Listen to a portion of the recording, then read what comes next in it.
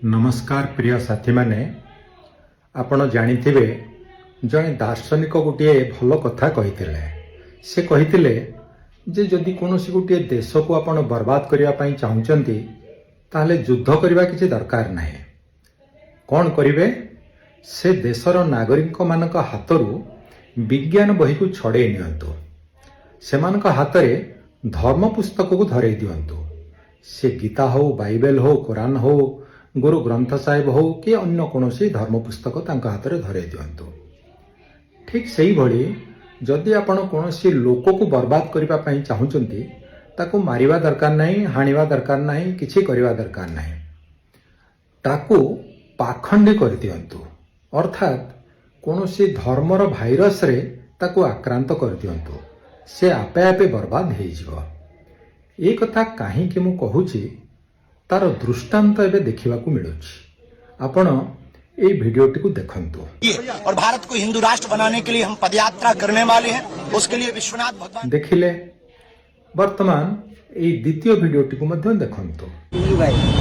जगन्नाथ देश रे आसी के कोन क्रिश्चियन लोग किलोनी तमे कोन ए कथा को कहा पाकर परमिशन नै तो पाकर कोन देखिले।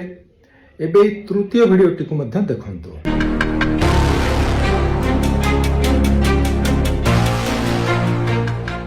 देखिले ये सब वीडियो रो आमको एक्चुअली कौन शिक्षा मिलुची, कौन आमको सूचना मिलुची। सूचना या मिलुची जे आम देशर किछि युवक से माने वर्तमान पथभ्रष्ट। दुख लगुची काहेकि माने पथभ्रष्ट ना एमाने जानि नहांती भारतर संस्कृति कौन, परंपरा कौन, इतिहास कौन, भारतर संविधान कौन, भारतर आईन कौन। एमान सतरे कौन जानिछंती जे भारत एक धर्म निरपेक्ष राष्ट्र। भारतर संविधान article 25 to 28 freedom of religion रो अधिकार समस्त नागरिक मान को देइछि। एमाने एतिके जानिछंती ना नाही, सेटा होछि दुखर कारण।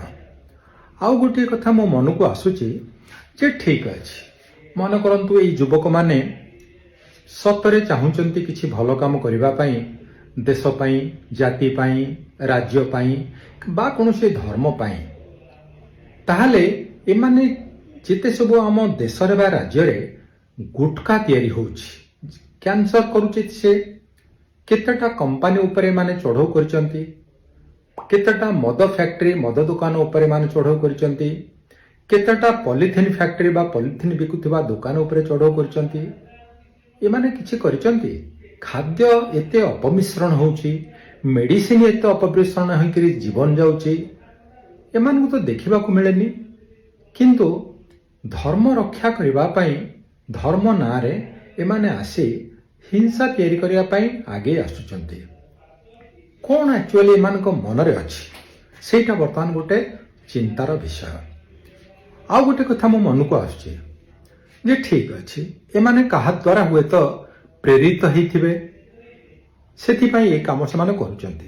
किंतु एमाने कोन सतरे जानिचंती जे हमर जो हिंदू भाई माने सेमाने मध्य ई जो क्रिश्चियन कंट्री रे जेमिति कि France, England, Finland, Germany, Russia, America सबु जगह रे आम हिंदू भाई माने जाकी सेठी रहुचंती एवं सेठी सेमानकर दाना पानी रो कथा चाकरी करूचंती। और जदि सेमाने जदि सेमंती टिट फॉर टाट करिकरी एमान को कहिबे जे तमे आम देश रे दीपावली पालन करि परिबो नाही, होली पालन करि परिबो नाही, एठी रथ यात्रा करि परिबो नाही, एठी माणबसा गुरुवार करि परिबो नाही, एठी बाली यात्रा पालन करि परिबो नाही, ताहाले कोन हबो। आउ गोटे कथा सेमानक जगारू आम जगह को दाना पानी पाई, एम्प्लॉयमेंट पाई, रोजगार पाई केही आसु नाहांती। आमे जाइछे सेमानक पाखको। आ जदि सेमाने फेरी आसंती कोन करिवे, कोठी सेमानक रोजगार मिलिबो, कोन हेबे, बाबा हेबे, माता हेबे, मंदिर रे पुजारी हेबे। ठीक चिंता करंतु आज्ञा। ई सब करबा पूर्वरु दुनिया केते बदलुची। आमे भारत रे बहुत भलरे अच्छे, आमको केही किछि क्षति करि परिबा नाही।